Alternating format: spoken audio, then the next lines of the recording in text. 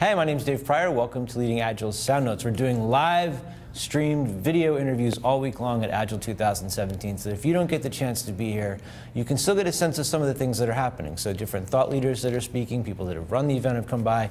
And right now, Laura Powers, who's fresh out of therapy. Fresh out of therapy. We should clarify. So before we talk about your sessions, yes, you were just downstairs in the Agile Therapy Lounge. And what is that?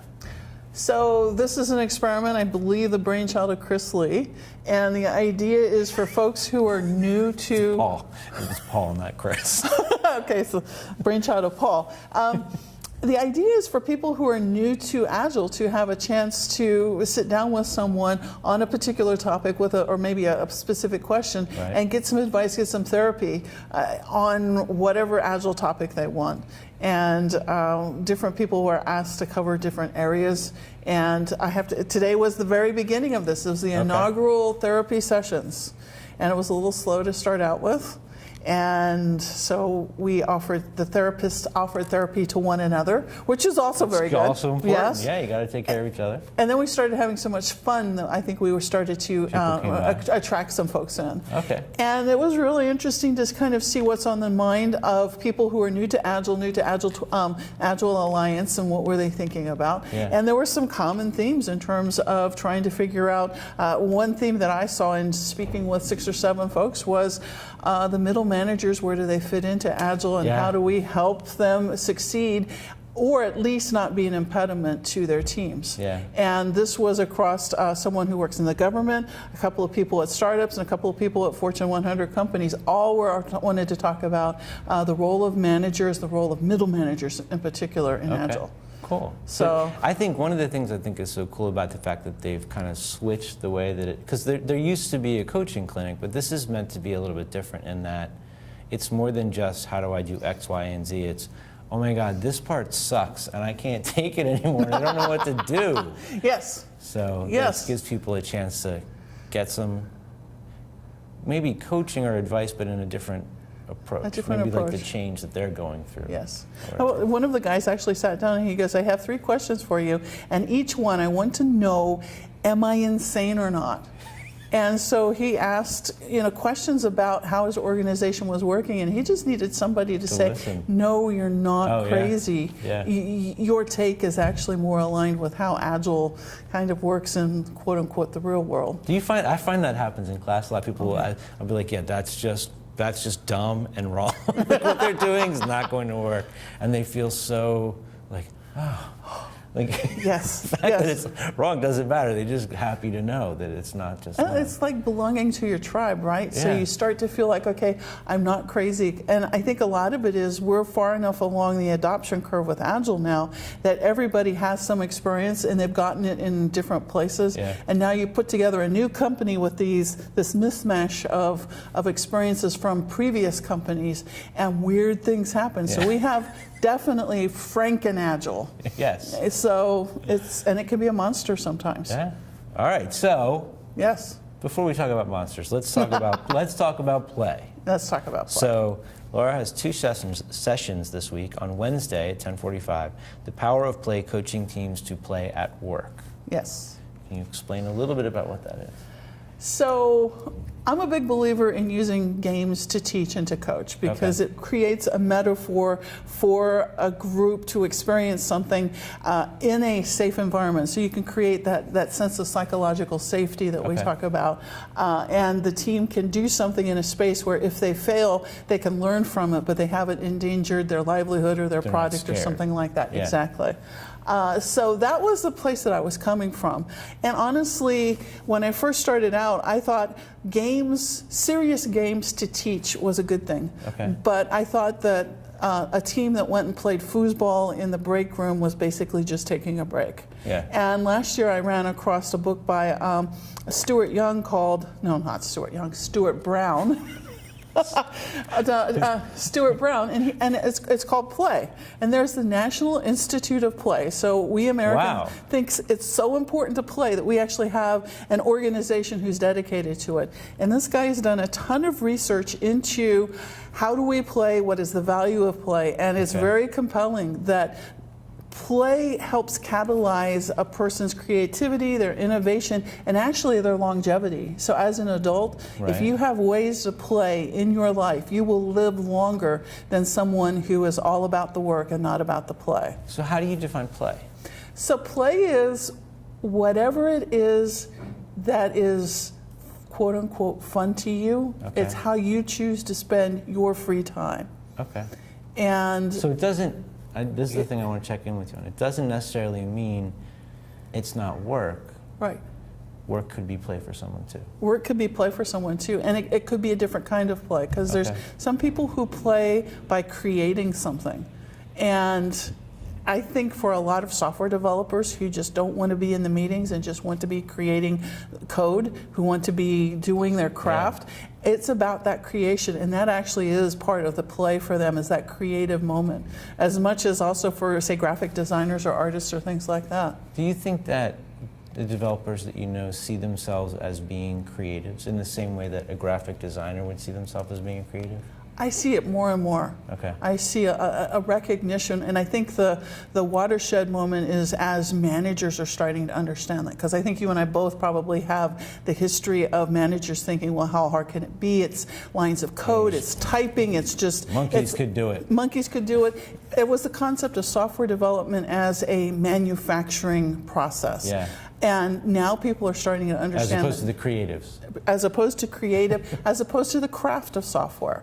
Okay. And for me, I really earned an appreciation for it, because years ago I managed a group in the kernel lab for HPUX for Hewlett-Packard. Okay. And I was dangerous. I was managing like the engineering services for the people who were doing that work. Okay. And they said, now listen, you have to understand, if we can come up with an algorithm that shaves 1/100 of a second off of something at the operating system level, it is humongous in terms of performance for the company, for the operating system. And they were interested in the elegance of what they were doing, the craft of what they were doing. And it was a bragging right in terms of, could you come up with the best way to do something? Yes. I have a friend who's a mathematician, and I made a comment one time about math not being creative, and she was like, are you kidding me? Yeah. And I had just never put that together, because I just saw it as a bunch of rules, but the way of creative problem solving, the kind of math that she was doing. And there's a connection between people who are musicians and people who are good at mathematics. So I studied classical piano as a kid. Yeah. And the ability to play a Bach 4-part fugue and hold 4 lines of melody in your mind at the same time, giving each one equal emphasis, has a lot to do with the ability to manage mathematics and numbers and see the progression of a math problem. Oh, that's pretty cool. Yeah. And so you're also going to talk, I just want to touch on this because we discussed this briefly, about different types of people, how would you describe it? The different ways people play. Different ways people play. In his book, Dr. Brown talks about the play personalities, and he describes 8 different ways that people play. Okay. And what I'm finding is we have more and more consciousness right now about all of the different kinds of diversity you can have on a team, from gender and race and, where people are from, all different kinds of diversity. This is another kind of diversity. If you honor play and understand that it's something that can actually catalyze a team into that flow state of great satisfaction and great productivity, how I play can differ from how you play. And we can still play together. And we can still play together. And we should probably honor each other's ways of playing, because there's the people who grew up playing with Lego, who maybe now are that creator. That's a personality type.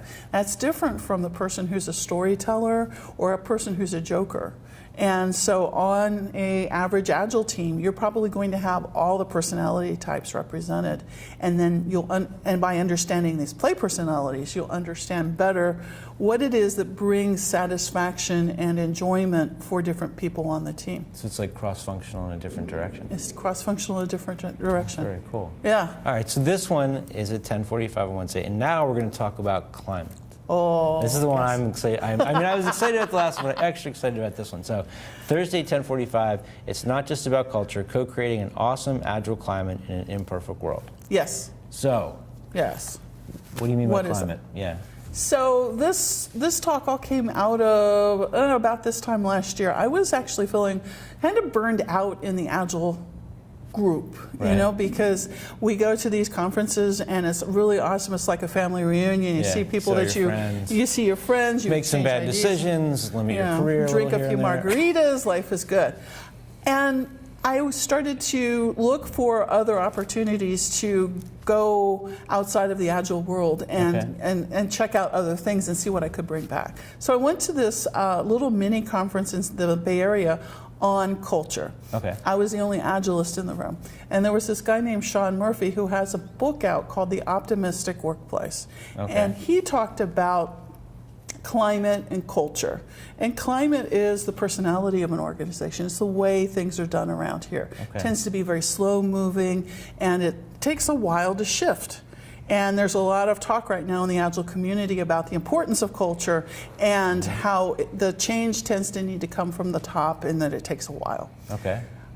Sean brought up the idea of climate being something that is more inherent in a small group. He was talking about small groups of people and how they work together. Teams. And I said, aha, he means Agile teams. Yeah, there you go. And what he talked about was there's studies from the Hayes group that say that a person's enjoyment and job satisfaction, 70% of that comes from their immediate group of people that they work with. Okay. So from their manager in the traditional sense, from their Scrum team or their Agile team in the world that you and I swim in, right? And to me, that was a very empowering thought that here in this universe of a large enterprise culture, you could have teams that decide to create their own climate that supports them and their values. And so I started investigating, well, what does that mean and how can you shift it? How could you create a team's climate? Okay. 'Cause I know you've been around the block a couple of times, just like me. Yeah. You've walked into toxic enterprises where you go, oh my God, this culture is not a good place. Yeah.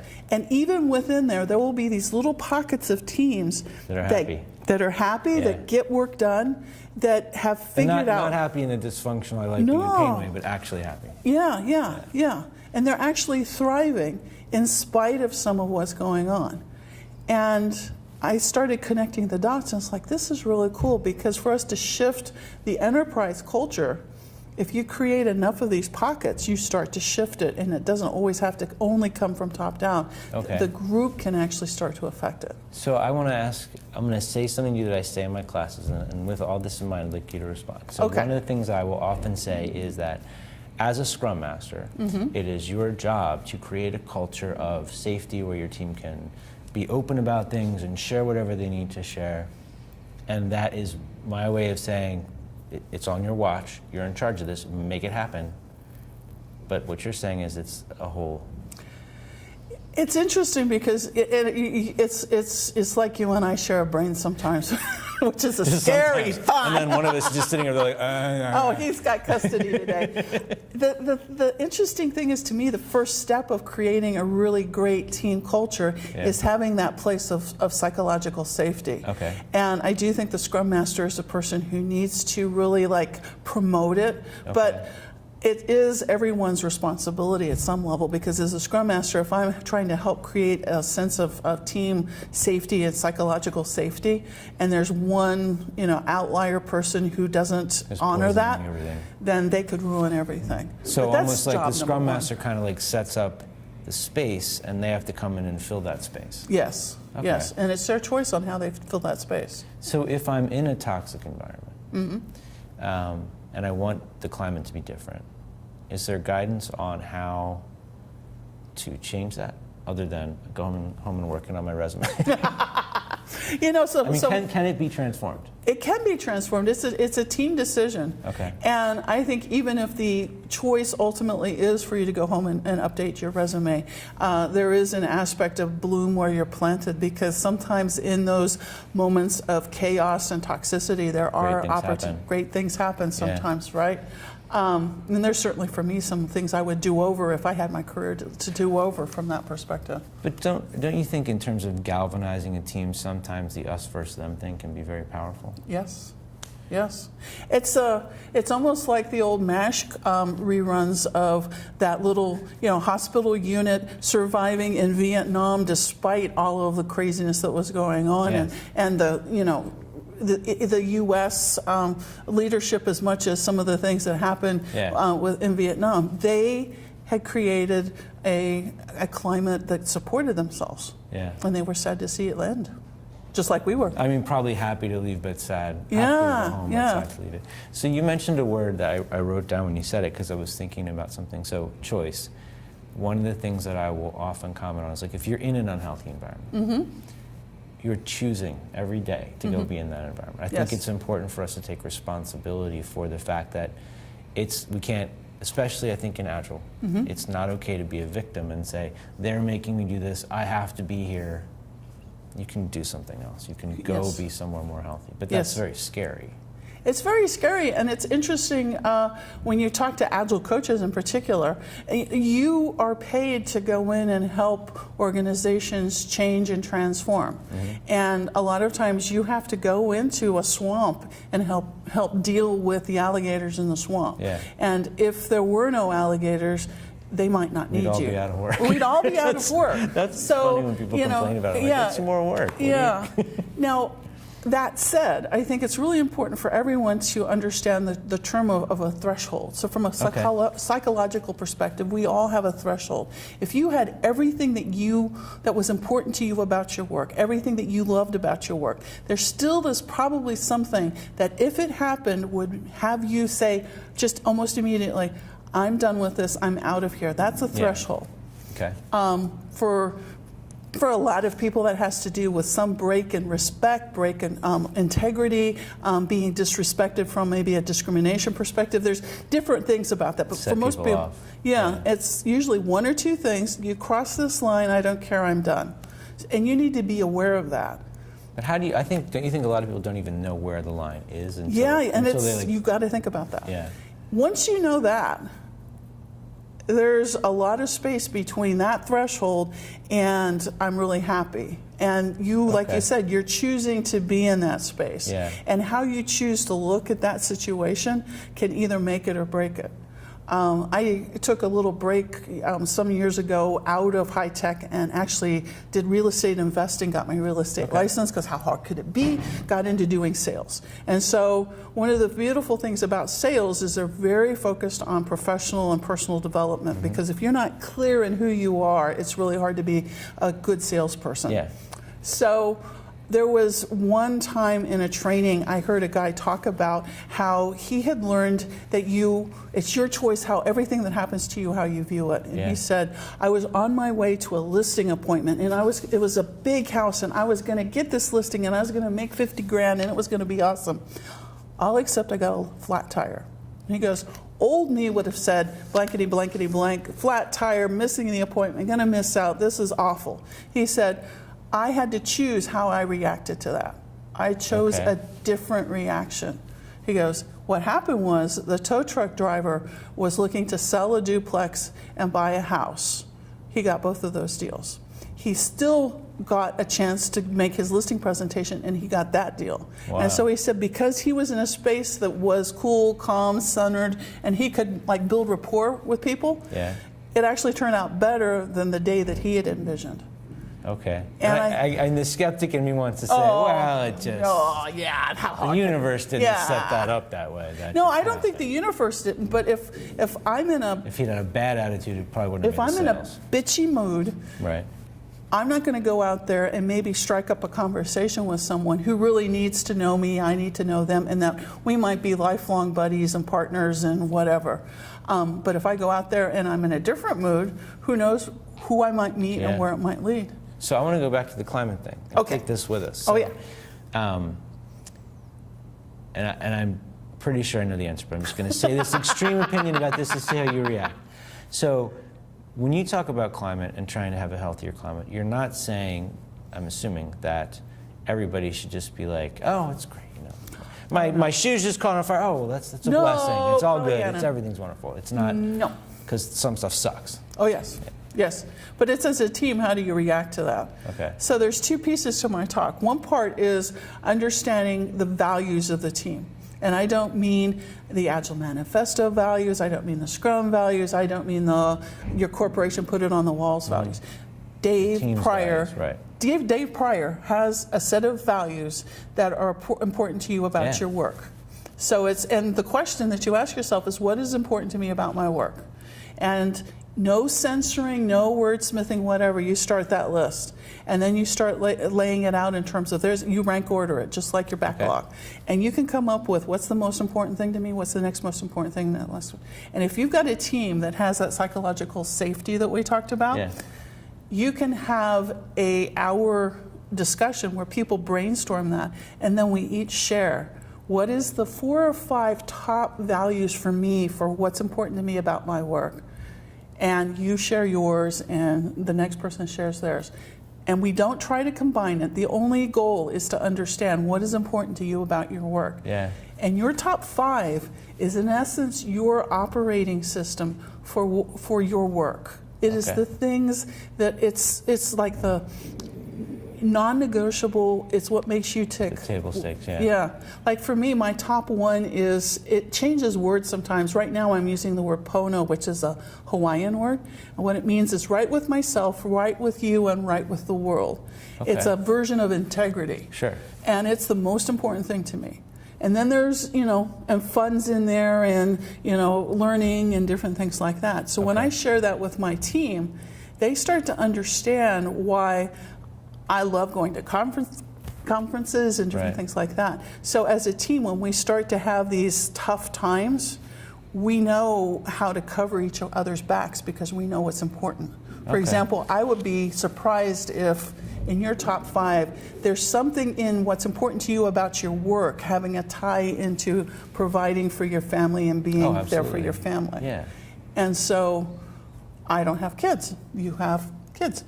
So if we're a teammates, there might be a place where on a Sunday I do something that normally you might do. And that's what I was going to ask you next.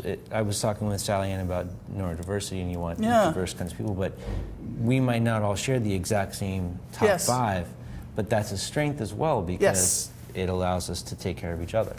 And it's never the point to come up with the teams list or something like that, but it's an awareness between each other of us. It's a mindfulness of what's important and we need that psychological safety because there's a level of vulnerability to say, what's really important to me about my work.